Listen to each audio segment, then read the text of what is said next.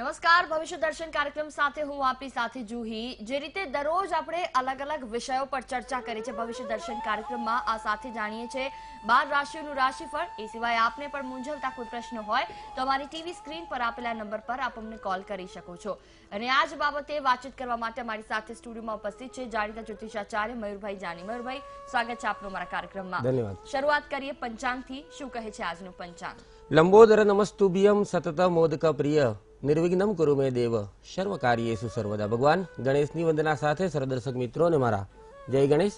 શરૂઆત કરીએ આજના પંચાંગથી। વિક્રમ સંવત 2075 આજે મહા મહિનાની કૃષ્ણ પક્ષની ષષ્ઠી કહેતા છઠ તિથિ, આજનો વાર જે રવિવાર, જે નક્ષત્રની વાત કરવામાં આવે, સ્વાતિ નામનું નક્ષત્ર આજે બની રહ્યું છે, વૃદ્ધિ નામનો યોગ છે। આજે જે કરણ છે તે ગર નામનું કરણ છે, તેમજ આજની રાશિ તુલા બનતી હોવાના કારણે જેના નામાક્ષરો પઠ અને અણ ઉપરથી આવે છે। બિલકુલ, આજના દિન વિશેષની વાત કરીએ તો આજના દિન વિશેષમાં ખાસ કયો મુદ્દો છે અને આજનો દિવસ કેવી રીતે શુભ? ચોક્કસ દર્શક મિત્રો, જો ખાસ કરીને વાત કરવામાં આવે તો ગ્રહ મંડળની અંદર જે કોઈ પણ ગ્રહો હોય છે, દરેક વ્યક્તિનો જ્યારે જન્મ થાય છે ત્યારે જન્મના ગ્રહો હોય છે, પરંતુ ગ્રહો હંમેશા ગતિમાન હોય છે અને ગોચરના ગ્રહો કહેવામાં આવે છે।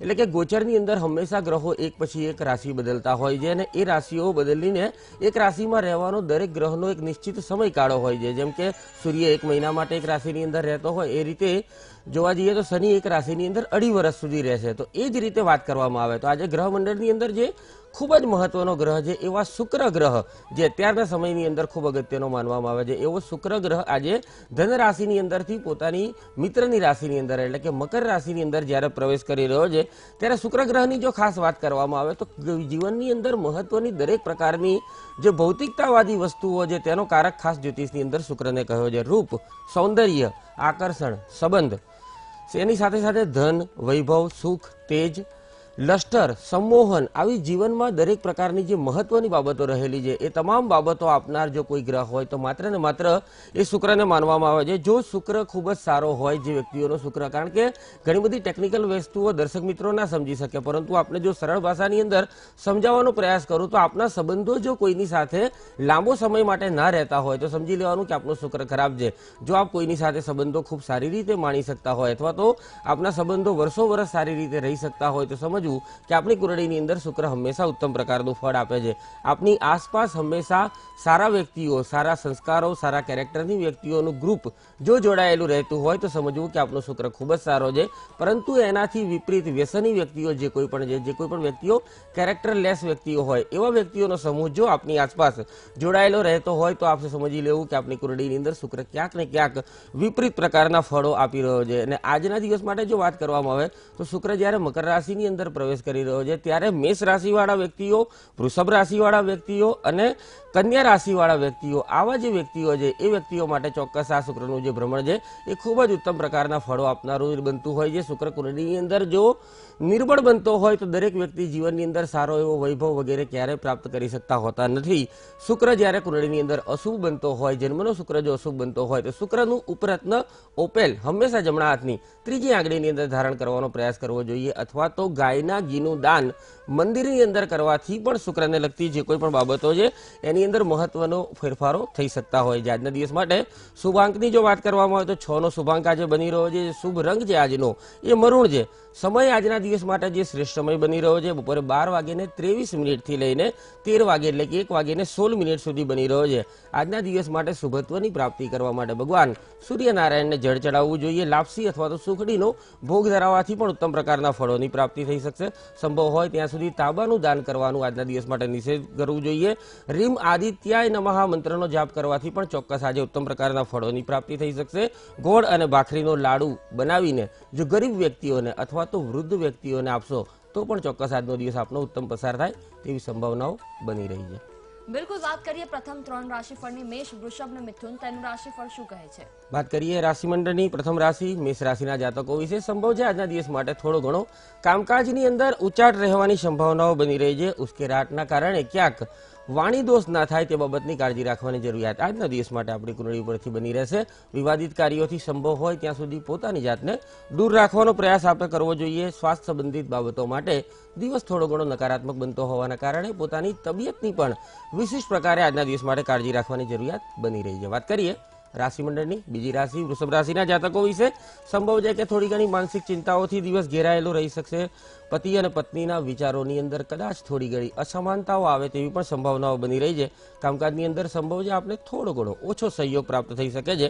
સંભવ હોય ત્યાં સુધી પરિવારની વિપરીત જઈને આજના દિવસ માટે કોઈ પણ કામકાજ કરવાનો પ્રયાસ ના કરવો જોઈએ. વાત કરીએ રાશિમંડળની ત્રીજી રાશિ મિથુન રાશિના જાતકો વિશે કામકાજનું ભારણ ચોક્કસ આપ થોડું ઘણું હળવું આજના દિવસ માટે કરી શકશો. નોકરિયાત વર્ગ માટે સહકર્મચારી સાથેના જે કોઈ પણ સંબંધો છે સંબંધોની અંદર કદાચ થોડો ઘણો સુધારાયુક્ત વૃદ્ધિ થવાની સંભાવનાઓ પણ પ્રબળ બની રહી છે.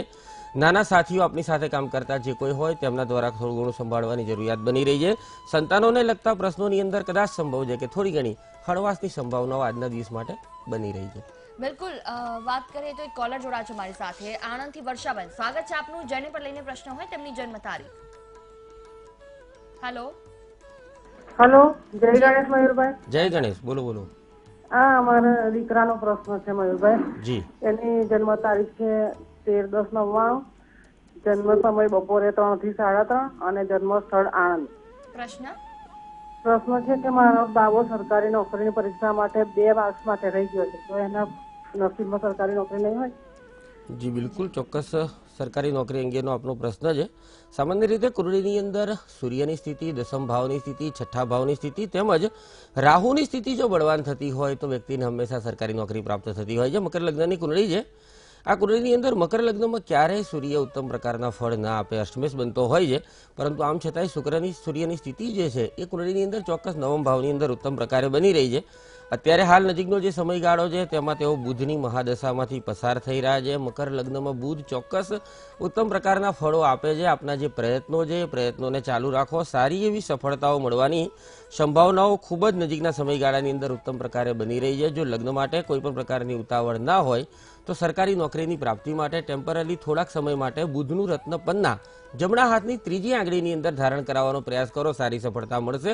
પરંતુ જ્યારે લગ્નનો વિચાર કરવાનો થાય જીવનની અંદર ત્યારે આ બુધનું રત્ન પન્ના કાઢી નાખજો.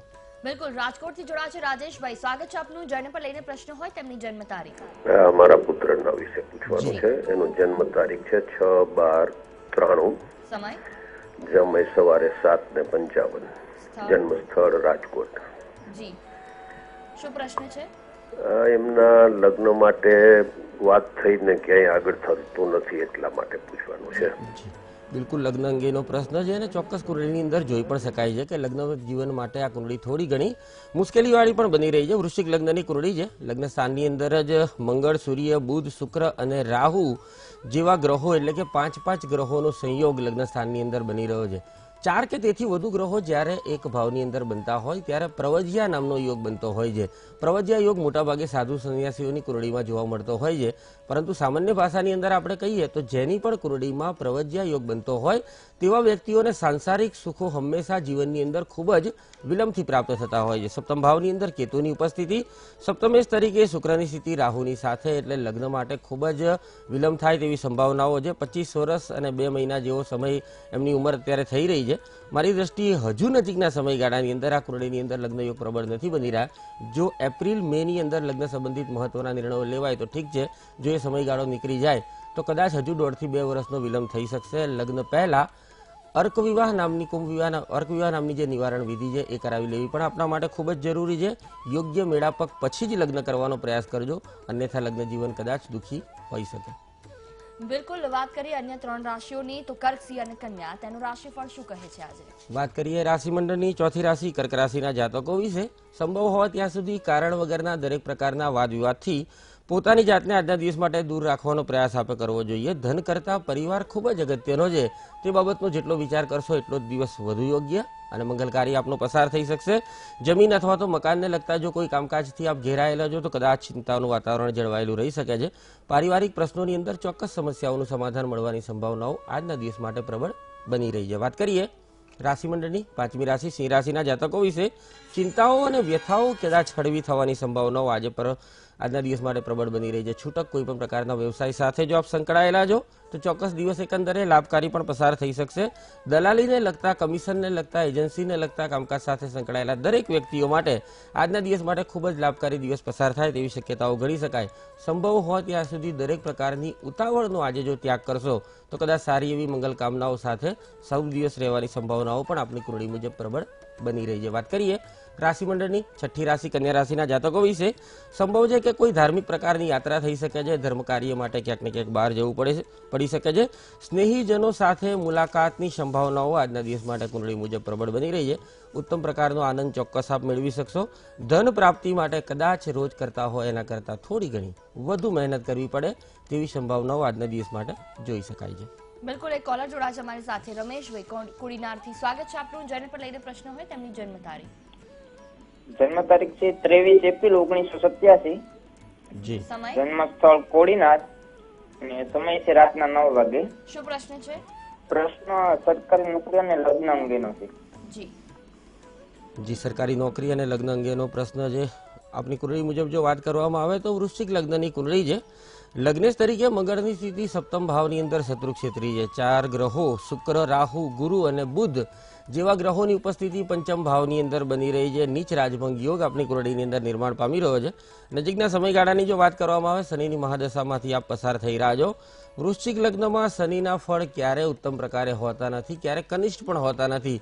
એટલે મધ્યમ પ્રકારનો સમયગાળો અત્યારે હાલ આપનો ચાલી રહ્યો છે. આપના જે પ્રયત્નો છે એને વધારો, સફળતાઓ મળવાની સંભાવનાઓ એટલા માટે પ્રબળ બની રહી છે કારણ કે છઠ્ઠા ભાવની અંદર પોતાની ઉચ્ચ રાશિની અંદર સૂર્યની સ્થિતિ વધારે બળવાન બનતી હોવાના કારણે મારી દ્રષ્ટિએ અત્યારે હાલ નજીકના સમયગાળાની અંદર આપની કુંડળી મુજબ બંને પ્રકારના યોગો બની રહ્યા છે.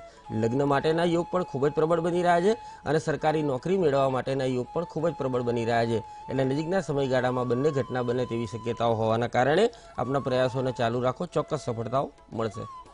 બિલકુલ, આગળ વાત કરીશું અન્ય રાશિઓના રાશિફળની. આ સાથે સાથે આપને પણ મૂંઝવતા કોઈ પ્રશ્નો હોય તો આપ અમને આપણી ટીવી સ્ક્રીન પર આપેલા નંબર પર કોલ કરી શકો છો. હાલ રોકાઈશું એક બ્રેક.